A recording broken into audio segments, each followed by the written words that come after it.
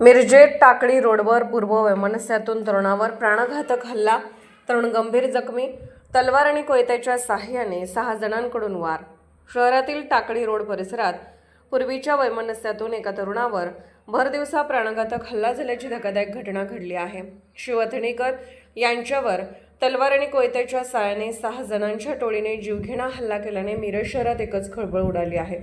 मिळालेल्या माहितीनुसार शिवथणीकर यांच्यावर संशयित हल्लेखोरांनी अंदाजे 12 ते 13 वार केले. गंभीर जखमी अवस्थेत त्यांना तातडीने मिरजेच्या शासकीय रुग्णालयात दाखल करण्यात आले असून त्यांच्यावर उपचार सुरू आहेत. हल्ला केल्यानंतर आरोपी घटनास्थळावरून फरार झाला. या घटनेमागे 2 गटांमधील जुने वैमनस्य कारणीभूत असल्याची चर्चा असून अथनीकर हे शेख गटाशी संबंधित असल्याचे सांगितले जात आहे. शेख आणि काझी गटातील वादातून हा हल्ला झाल्याचा संशय व्यक्त केला जात आहे.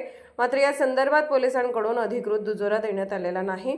घटनेची माहिती मिळताच पोलीस निरीक्षक किरण चौगले व त्यांच्या पथकाने घटनास्थळी धाव घेत पंचनामा व तपासाची प्रक्रिया सुरू केली. अपर पोलीस अधीक्षक कल्पना बारवकर यांनी घटनास्थळी भेट देऊन परिस्थितीची पाहणी केली. तसेच तपास जलद गतीने करण्याच्या सूचना संबंधित अधिकाऱ्यांना दिल्या. प्राथमिक तपासात विविध कारणांचा शोध घेतला जात असून हल्ल्यामागील नेमका हेतू आणि आरोपींची भूमिका उघड करण्यासाठी पोलीस कसून तपास करत आहेत. भरदिवसात झालेल्या या रक्तरंजित हल्ल्यामुळे टाकळी रोड परिसरासह संपूर्ण मिरज शहरात भीतीचे वातावरण निर्माण झाले असून नागरिकांमध्ये चिंतेचे वातावरण पसरले आहे. आरोपींचा शोध घेण्यासाठी पोलिसांनी विशेष पथके कार्यरत केली असून लवकरच या प्रकरणाचा उलगडा होण्याची शक्यता व्यक्त केली जात आहे. मी Pranil Linda, subdivisional police officer Miraj विभाग. आज आमच्याकडे मिरज शहर पोलीस ठाणे हद्दीमध्ये टाकळी रोड या ठिकाणी एक घटना घडलेली आहे, ज्यामध्ये शिव उर्फ प्रदीप सदाशिव अथनीकर या तरुणाला मारहाण झालेली आहे, ज्यामध्ये धारदार शस्त्रांनी मारहाण केले असण्याची शक्यता नाकारता येत नाही. सदर तरुणाला शासकीय रुग्णालयामध्ये ॲडमिट केलेलं असून त्याच्यावर उपचार सुरू आहेत. त्यासोबतच घटनेमधील जे काही संशयित आहेत त्यांचा शोध घेण्यासाठी मिरज शहर पोलीस स्टेशन तसेच स्थानिक गुन्हे अन्वेषण शाखा सांगली यांची विविध पथके रवाना करण्यात आली आहे.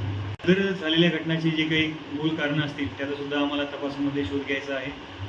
प्राथमिक माहिती घेतली असता यामध्ये आरोपी हे परागंदा आहेत, त्यासोबतच फिर्यादी हा ॲडमिट आहे. त्यामुळे एक्झॅक्ट कुठल्या कारणामुळे झालेलं आहे हे सध्या आम्हाला सांगता येणार.